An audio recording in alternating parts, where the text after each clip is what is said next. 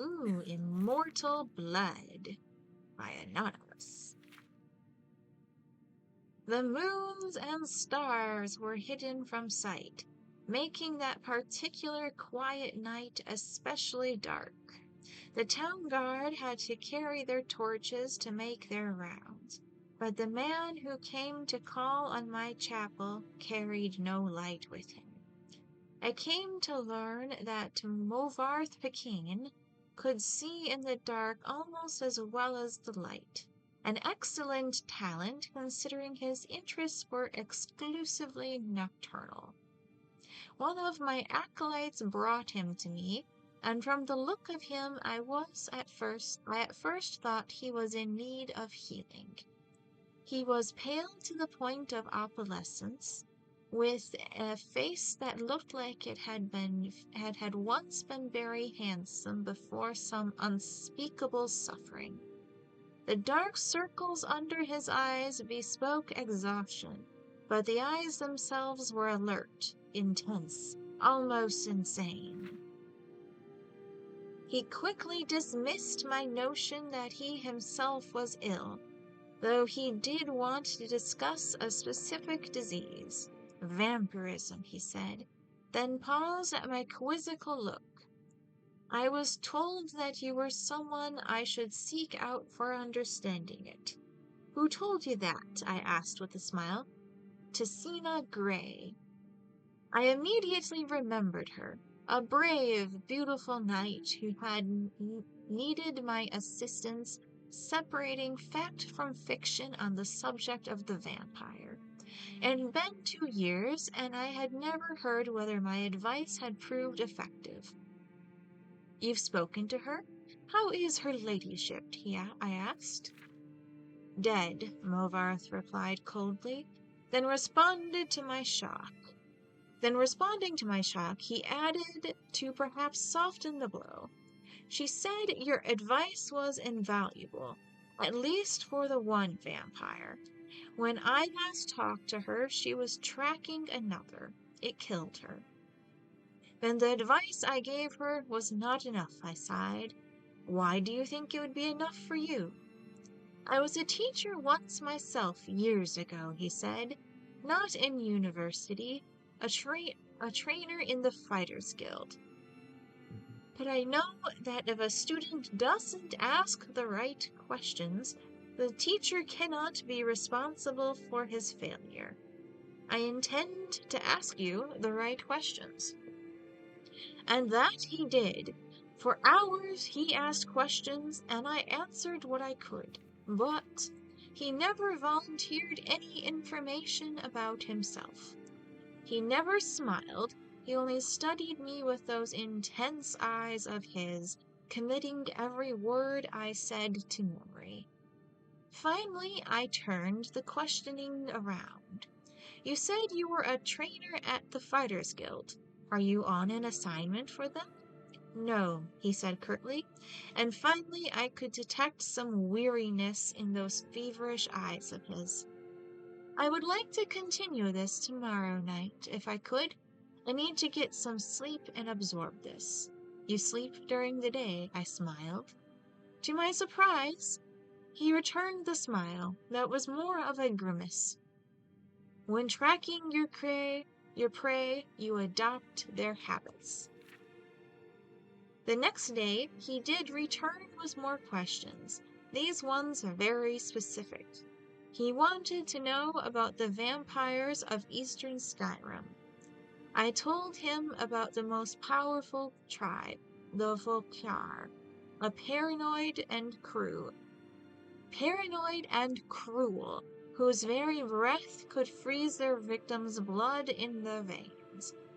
I explained to him how they lived beneath the ice of remote and haunted lakes, never venturing into the world of men except to feed. Vvardenfell listened carefully and asked more questions into the night, until at last he was ready to leave. I will not see you for a few days, he said, but I will return and tell you how helpful your information has been. True to his word, the man returned to my chapel shortly after midnight 4 days later. There was a fresh scar on his cheek, but he was smiling that grim but satisfied smile of his. Your advice helped me very much, he said, but you should know that Dvolokar have an additional ability that you didn't mention. They can reach through the ice of their lakes without breaking it. It was quite a nasty... You wanted to say hi. Okay, baby. You're a good girl. Yes. Yes, it's all right, darling. Let's go back to the previous page, okay? It was quite a nasty surprise to being grabbed from below without any warning. How remarkable, I said with a laugh, and terrifying. You're lucky you survived. I don't believe in luck. I believe in knowledge and training. Your information helped me, and my skill at the melee combat sealed the bloodsucker's fate. I've never believed in weaponry of any kind. Too many unknowns. Even the best swordsmith has created a flawed blade, but you know what your body is capable of. I know I can land 1,000 blows without losing my balance, provided I get the first strike. The first strike, I murmured, so you must never be surprised. That is why I came to you, said Movarth. You know more than anyone alive about these monsters, and all their cursed varieties across the land. Now you must tell me about the vampires of northern Valenwood. I did as he asked, and once again his questions taxed my knowledge. There were many tribes to cover. The Bonsau were indistinguishable from Bosmer, except when seen by candlelight. The Kirlith, who could disintegrate into mist. The Yakif, who swallowed men whole. The dreaded Telboth, who preyed on children, eventually taking their place in the family, waiting patiently years before murdering them all in their unnatural hunger. Once again he bade me farewell, promising to return in a few weeks, and once again he returned as he said, just after midnight. This time, Movarth had no fresh scars, but again he had new information. You were wrong about the Kirlith being unable to vaporize when pushed underwater, he said, patting my shoulder fondly. Fortunately, they cannot travel far in their mist form, and I was able to track it down. It must have surprised you fearfully. Your field knowledge is becoming impressive, I said. I should have had an acolyte like you decades ago. Now tell me, he said, of the vampires of Cyrodiil. I told him what I could. There was but one tribe in Cyrodiil, a powerful clan who had ousted all other competitors, much like the Imperials themselves had done. Their true name was unknown, lost in history, but they were experts at concealment. If they kept themselves well fed, they were indistinguishable from living persons.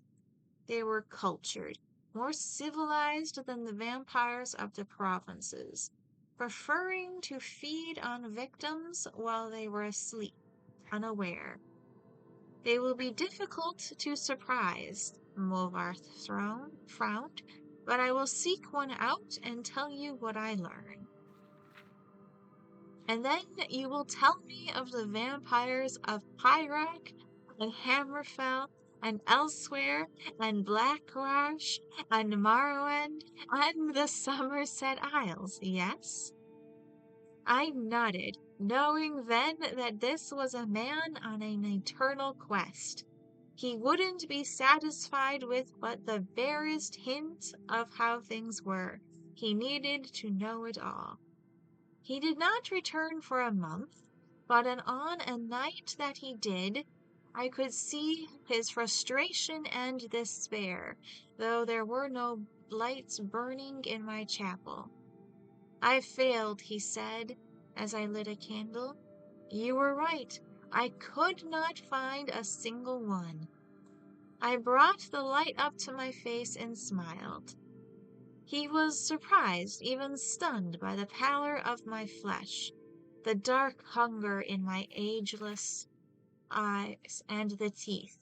Oh yes, I think the teeth definitely surprised the man, who could not afford to be surprised. "I haven't fed in 72 hours," I explained, and as I fell on him, he did not land the first blow or the last.